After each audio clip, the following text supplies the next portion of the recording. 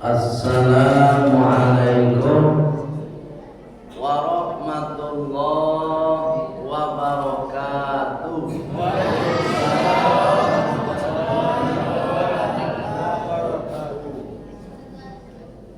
Innal hamdalillah alladzi ahyana. Sesungguhnya segala puji milik Allah yang telah menghidupkan kita. Ba'dama amatana, setelah tadi malam kita dimatikan oleh Allah Subhanahu wa ta'ala. Wa ilaihin nusyur, dan cepat ataupun lambat, sekarang, nanti, besok ataupun lusa, kita semua pasti segera menghadap Allah Subhanahu wa ta'ala. Asyhadu an la ilaha illallah wa asyhadu anna Muhammadar Rasulullah. Allahumma salli wa sallim ala sayyidina Muhammad wa ala alihi wa sahbihi ajma'in, amma ba'd. Qala Allah ta'ala fil Qur'anil Karim, Bismillahirrahmanirrahim. Rabbi shrah li sadri wa yassir li amri wahlul 'uqdatam min lisani yafqahu qawli. Shadaqallahul azim. Bapak Ibu pengurus yang sama kita hormati dan insyaallah dimuliakan oleh Allah Subhanahu wa ta'ala. Mulai dari ketua hingga kepada imam tetap kita yang sudah mengimami salat subuh kita berjamaah, mudah-mudahan Bapak Ibu salat kita diterima oleh Allah Subhanahu wa ta'ala. Kemudian Bapak Ibu semua jamaah salat subuh beserta dengan anak-anak kita, beserta pesantren Ramadan yang sama kita hormati dan insyaallah dimuliakan oleh Allah Subhanahu wa ta'ala. Kenapa Bapak Ibu dimuliakan oleh Allah Subhanahu wa ta'ala? Dek karena melapangkan hati dan melapangkan waktu untuk mengikuti kegiatan pagi ini kajian subuh Ramadan. Sebagai bentuk apa itu lapang hatinya ketika Ustaz sedang ceramah, ini tidak mau tahu. Tapi kalau Ustaz ceramahnya mau tahu, pasti tak lapang. Nak namu mendengar kajian. Jadi kalau hati lapang tu dengan Ustaz ceramah dan handphone nya matian. Ustaz ceramah nya main WA baru. Itu nanti belakang tu.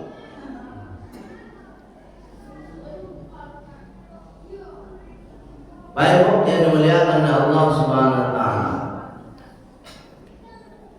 Pagi kini kok kita masuk hari nan ke-14 puasa. Kalau tarawihnya beko malam masuk nang kalimu balik. Bapak Ibu yang dimuliakan oleh Allah Subhanahu wa taala. Pagi ini aku ingin menyampaikan kajian yang ilmiah terkait dengan pesan Rasulullah. Dulu Rasulullah pernah bersabda, dan itu diriwayatkan dari Abu Hurairah. Bunyi hadisnya begini. An Abi Hurairah radhiyallahu anhu qala, dari Abu Hurairah dia berkata, Abu Hurairah berkata, qala Rasulullah sallallahu alaihi wasallam, Rasulullah sallallahu alaihi wasallam bersabda. Apa kata Rasulullah, Bapak Ibu?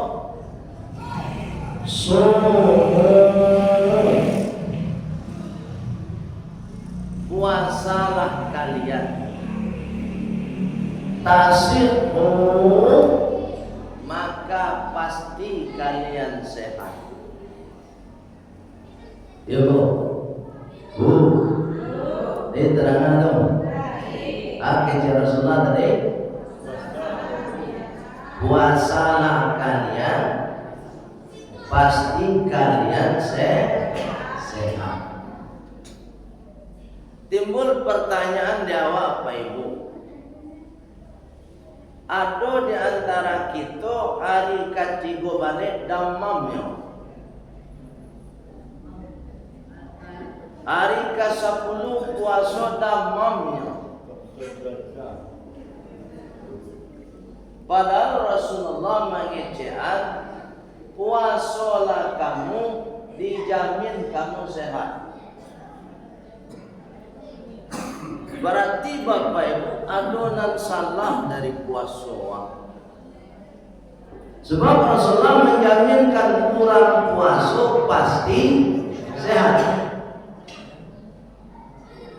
Nah, ini kajian ilmiah yang akan kita ungkap, Bapak Ibu. Benar tak puasa itu menyehatkan badan? Benar atau tidak? Awak buktikan dari mana rumusnya benar. Ini harus membuktikan. Mungkin Bapak Ibu sekarang sehat. Rumus sehatnya itu dari mana? Karena Rasulullah menyampaikan hadis itu bukan semena-mena tidak terbukti. Memang Rasulullah yang membuktikan terlebih dahulu. Ternyata Bapak Ibu, ada hadis satu lagi yang menyatakan pola puasa yang sehat ini. Hadis itu diriwayatkan dari Anas bin Malik. Apa kata Rasulullah?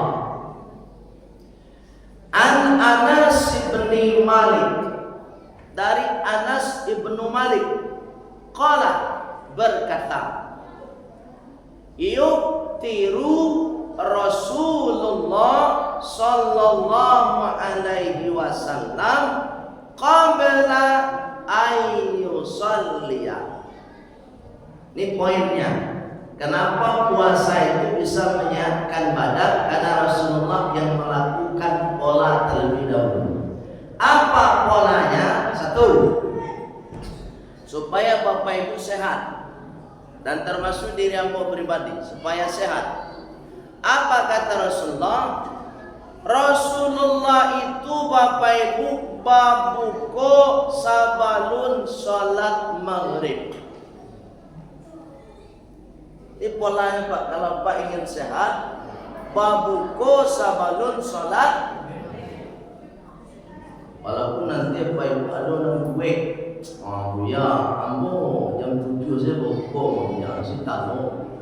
Nisan, biko lah ya, aku sholat maghrib dulu, baru waktu buko. Kalau sempat awak melakukan sholat maghrib dulu baru babuko, maka dijamin kata Rasulullah kita tak akan sehat. Dan hebatnya lagi Pak Ibu, kalimat hadis ini pakai yuktiru bukan yakulu. Kalau kalimatnya yuktiru, babuko yang dimaksud oleh Rasulullah itu hanya sekedar membatalkan puasa, bukan makan. Artinya apa? Ketika Bapak Ibu sudah dibatalkan puasanya dengan membaca doa berbuka, selesai membatalkan puasa, sholat dulu baru makan, bukan makan dulu baru sholat. Jadi kalau ada Bapak Ibu setelah nyoba buku makan dulu, makan bola dulu, makan lapik dulu, makan nasi dulu, setelah makan nasi baru dia sholat, maka itu pola puasa yang tidak akan memberikan kesehatan. Itu Rasulullah menyatakan Pak Nambola. Kenapa begitu? Nih, orang kesehatan meneliti. Apa kece orang kesehatan Bapak Ibu? Awak kan puasa dari azan subuh. Tadi kan azan subuh tuh. Sampai bila awak tidak makan, tidak minum, sampai azan maghrib. Hitungannya kurang lebih 12 jam. Jadi sehari itu Bapak Ibu 12 jam lambung kita istirahat. Istirahat. Ketika lambung kita istirahat selama 12 jam, kalau kita berbuka langsung dengan makanan atau minuman, yang minuman itu juga tidak sesuai dengan pola Rasulullah, maka lambung kita ini akan terkejut. Pola penelitian gitu. Itu makanya beko Pak Ibu, cara babuko itu ada apa pembukuanmu. Pak Ibu dimuliakan oleh Allah Subhanahu wa taala. Oleh sebab itu Pak Ibu, mulai dari nanti sore pas babuko Bapak Ibu, jangan makan dulu baru sholat. Sholat dulu baru makan. Tapi puasa dah batal, dah babuko. Itu poin 1. Jadi babuko sebelum sholat maghrib. Yang kedua, lanjutan hadis itu. Ala rutobatin, babuko kita dengan kurma basah. Bapak Ibu, kalau pola puasa ingin sehat fisik, babuko awak jo kurma basah. Kurma basah itu maksudnya bukan kurma itu masuk ke dalam air, ya itu maksudnya doang. Maksud kurma basah itu kurma nan lunak tuh Bapak Ibu. Aduh narancak mah. Dia tahu bukan? Itu memang harganya agak mahal. Kalau mau sehat, tapi Rasulullah tidak berhenti di situ. Lanjut pola yang ketiga. Apa kata Rasulullah? Fa illam takun rutobatun fatumai rotun. Kalau tak tabali dia wak, tak ada dia wak kurma nerancak kurma basah tadi, mangko babuko jo kurma kering. Itu kelasnya agak murah. Tapi tidak berhenti di situ juga Rasulullah. Kalau ingin sehat, ada pola yang keempat. Apa kata Rasulullah? Fa illam takun tumairatun. Kalau tak terbeli juga kurma yang kering itu, tak ada piti awak membeli kurma ada ya. Baca caranya. Amboi duit di kampung mabuya, jangan kurma katibo kemari. payah mencari kurma di kampung Kubuya. Kecek Rasulullah. Pola yang keempat, kalau ingin puasa kita itu menghasilkan kesehatan, ala hasawatin mimma'in, maka berbukalah kamu dengan air putih bersih. Jadi tak ada anjuran berbuka dengan teh manis. Tak ada anjuran berbuka dengan kolak. Mungkin mohon maaf, Bapak Ibu pernah dengar sebuah pernyataan, berbukalah dengan yang manis-manis. Pernah nggak dengar begitu? Salah. Rasulullah tidak pernah memberikan perintah berbuka dengan yang manis-manis. Kenapa begitu Bapak Ibu? Coba kita lihat kembali. Kalau sempat Rasulullah menganjurkan berbuka dengan yang manis-manis, nanti ada orang yang akan komplain. Siapa yang komplain? Orang-orang yang bapaknya Ki Ulung. Jangan. Di sekian abad yang lalu Rasulullah sudah tahu lebih dulu. Sedangkan air putih Bapak Ibu, tidak ada satupun penyakit di muka bumi ini yang bertentangan dengan air putih. Malah Bapak Ibu, kalau kita berobat kepada dokter ahli kesehatan, selesai kita berobat, apa sarannya? Pak, banyak-banyak minum air putih. Kemudian air putih itu apa Ibu? Di masa Jawa Barado, semiskin-miskin orang, insya Allah nan air putih masih tabaliyo. Itu mana Rasulullah mendidik kita Pak Ibu, supaya puasa ini menghasilkan kesehatan untuk disiplin.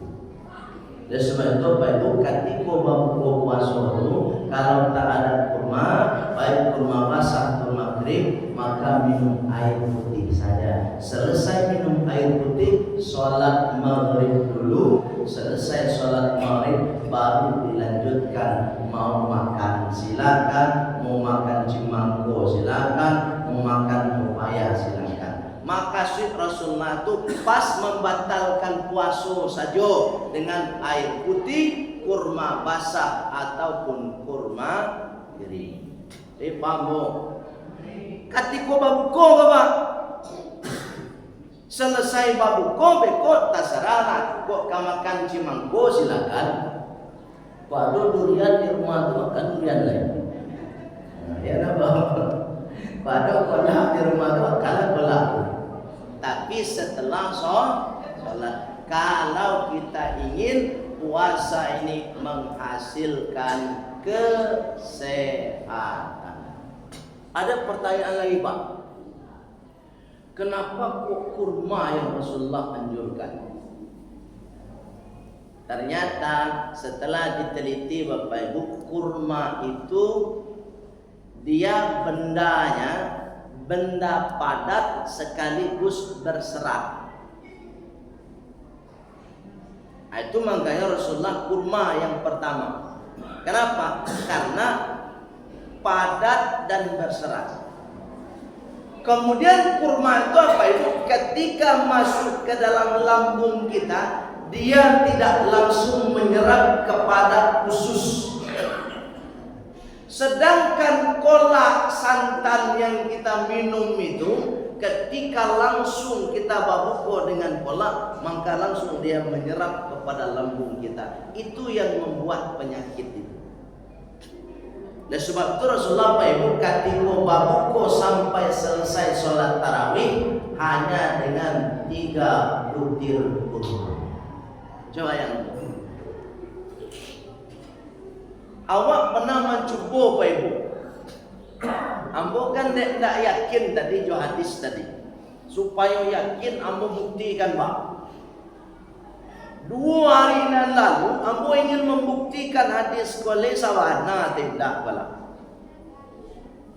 Babuko ambo Pak jo air putih se 3 deguk.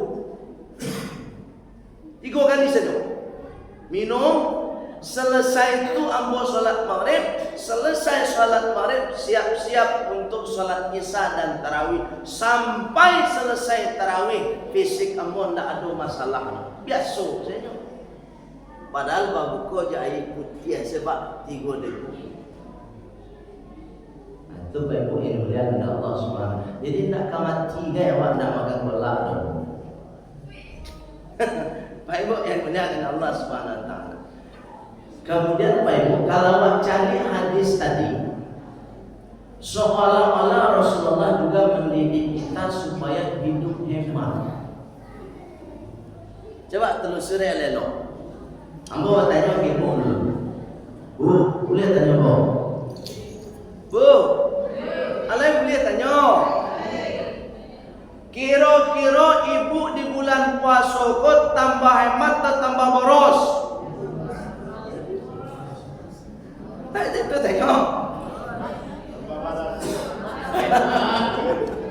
Tambah boros atau hemat pak? Tambah boros. Kalau kita cocokkan dengan hadis tadi apa ibu? Rasulullah seolah-olah mendidik kita kan hidup hemat. Bapak di bulan puasa kawat tambah boros, bapak ibu katiku babuku sanu bakumpuan satu bakumpuan. Anak itu ibu kan? Aku karambi mudo, kan? Aku kue karambi mudo beko atau es cindua. Sudah es cindua beko es rumput laut. Sudah tu ada lontong pi. Sudah lontong pical ada bak. Sudah bawang tambah esok. Adunya cukule kondeon. Adunya cukule goreng tak. Wah, pakumpuan tu dia meja satu waktu. Ayo kan? Nah, kalau kita cari hadis tadi kan sesuai itu, Ibu. Analisanya kan sesuai. Itulah Rasulullah SAW. Luar biasa Rasulullah. Sekian abad yang lalu Rasulullah menyampaikan itu bahwa puasa itu adalah mendidik kita supaya kita menjadi orang sehat. Tapi kadang analisa seperti ini kan tak sampai ke situ jawab. Ya Pak. Lebih dari itu, selain fisik kita sehat, juga mendidik kita supaya kita hidup hemat. Ambo ada punya kawan. Kawan ambo tuh Kristen. Tidak beragama Islam, tapi agamanya Hindu. Ambo tanya Pak, kan kawan kena masalah. Orang non Islam berkawan jambu nak masalah. Ambo ndak anti lo orang non Islam. Ambo tanya kayaknya. Ternyata mereka ada puasa apa ibu? Hindu itu ada puasa. Puasanya lebih dari awak lain. Awal 30 hari, nyampe 40 hari. Coba yang tua. Tanya tuh, menurut mereka memang puasa itu menyehatkan badan. Tapi mereka puasa sampai 10 hari kok puasa kesukaan namanya. Contoh, ini paling suka misalnya makan kok jadi daging. Anu puasa nak makan daging. Artinya kan di situ memang ada unsur kesehatan. Sebab kalau banyak mana makan daging kan banyak hijau doang. Baik yang Allah SWT sampai kepada agama non-Islam pun meyakini bahwa puasa itu benar-benar menghasilkan kesehatan. Jadi bukan hanya kita orang Islam, apalagi kita Islam ini sesuai pula dengan sabda yang disampaikan oleh Rasulullah sallallahu alaihi wasallam, sumu puasalah kalian tasihu maka pasti kalian sehat. Jadi konsep puasa Pak Ibu, kita jangan melihat dulu kepada ranah pahala, ranah ganjaran, ranah ibadahnya, tapi coba kita lihat untuk kepentingan fisik kita. Ternyata puasa menghasilkan kesehatan dengan cara pola yang dilakukan oleh Rasulullah Sallallahu Alaihi Wasallam. Jadi kalau ada orang puasanya damam, cari cara babukonya. Bapak tak damam buku SG2. Pas babuko tu apa? Buku je SG, antu dapat baju kawan kalian. Damam padan sekali. Itu pola yang salah Pak Ibu dimuliakan Allah Subhanahu Wa Taala. Baik, kira-kira Pak Ibu itu saja yang dapat saya sampaikan. Yang pertama tadi apa? Babuko sabalun salat. Babuko maka sunnah membatalkan puasa, bukan makan. Ya, selesai salat maghrib baru makan. Itu kalau mau sehat. Yang kedua, babuko dengan kurmanya kurma basah. Kalau ada, kalau tak ada, maka cara yang ketiga berbuka dengan kurma kering. Kalau tak ada juga kurma kering, maka pola yang keempat berbuka dengan minum air putih. Barulah menghasilkan kesehatan. Setelah minum air putih, sholat. Setelah sholat maghrib berjamaah di masjid, pulang balik ke rumah masing-masing. Silakan kukuhlah makan bola. Itu kira-kira yang dapat aku sampaikan kepada Pak Ibu. Mudah-mudahan bisa diamalkan mulai nanti sore, ya kan, pas babuko, sehingga menghasilkan amal ibadah sekaligus menghasilkan kesehatan. Ada pertanyaan?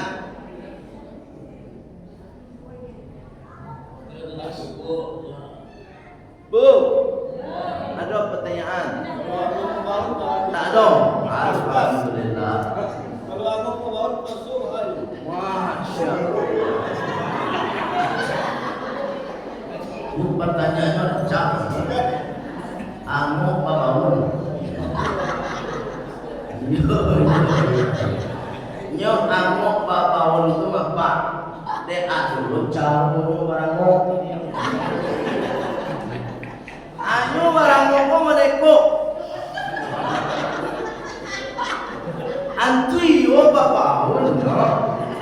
Cuma kalau nak mau itu. Masuk ke masjid yang mengecek cek. Saya tak tahu papaun. Kenapa sangat kawan mana? Papaun kawan. Ayo. Jadi kalau kamu tuba baun, ada dua memang maknanya. Memang ada hadis mengatakan baun muncul orang yang berpuasa. Kecek Rasulullah tuh besok di akhirat akan diganti dengan aroma minyak kasturi. Yo, lepas dong. Besok di akhirat diganti jo aroma minyak kasturi. Tapi makna minyak kasturi ini diterjemah lagi, dianalisa lagi, ditafsirkan lagi oleh para ahli hadis bahwa aroma yang dimaksud itu adalah orang yang berpuasa itu biasanya nan keluar dari munculnya kato-kato nan elok. Kato-kato nan elok itulah disamakan dengan aroma minyak kasturi. Di dua maknanya. Satu, memang aroma minyak kasturi besok di akhirat. Yang kedua, orang berpuasa itu mulutnya keluar dari mulutnya itu kata-kata yang baik. Sahabat, ikulah makan sahur cepat Thailand. Amalan kayu jadi yang. Ikut barang itu makan sahur. Ada tuyul kawan. Baik, baik Bu, ada lagi?